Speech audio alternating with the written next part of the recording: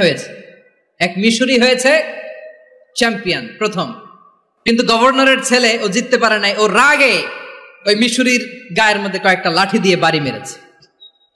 মিশরি যে মদিনাতে ওমরে ফারুকের কাছে বিচার দিলেন, আপনার গভর্নরের ছেলে অন্যায়ভাবে আমার গায়ে হাত তুলেছে। সাইয়েদনা ওমরে ফারুক আবার ফরমান জারি করলেন, আসো মদিনাতে আসো। মিশরীকে ডাকলেন, ওই মিশরের গভর্নর আমর ইবনুল আস রাদিয়াল্লাহু তাআলা আনহুকে ডাকলেন, তার ছেলেকেও ডাকলেন। সবাই বসে রইল। আমর ইবনুল আস রাদিয়াল্লাহু তাআলা আনহু মাথা নিচু করে বসে আছেন, লজ্জায় কাচুমাচু। হায় হায়, আজকে আমার ছেলের কারণে আমিরুল মুমিনিন খলিফাতুল মুসলিমিন ওমরে ফারুকের কাছে আমি জনসম্মুখে লজ্জিত হচ্ছি।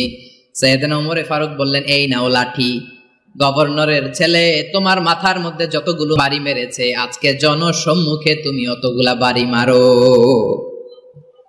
মিশরি বলে, থাক, আপনি যে ডেকে আনছেন সবার সামনে এটা বলছেন, এতেই আমি খুশি। আল্লাহু আকবার। আপনার মহানুভবতা দেখে আমি খুশি, আর অপমানের দরকার নাই। ওমরে ফারুক বলে, না, খবরদার, এই কথা মিশরি তুমি বলো না, মারো, যতগুলা বাড়ি মেরেছে মারো।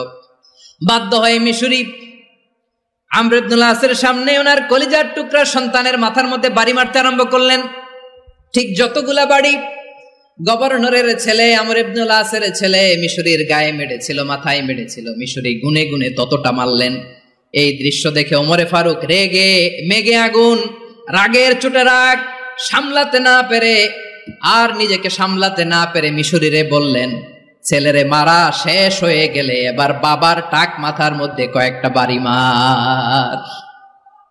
রাগের চোটে, আউট অফ অ্যাঙ্গার, রাগের চোটে, যে আমার পাঠানো গভর্নর আমর ইবনুল আস তার ছেলেকে কেন আদব তারবিয়া কেন শিক্ষা দিতে পারে না, ছেলেরে মারা হইলে এবার আমর ইবনুল আসের মাথার মধ্যে দুইটা মারো। এটা রাগে বলেছেন, এটা শাস্তি হিসেবে না। সুবহানাল্লাহ পড়ে।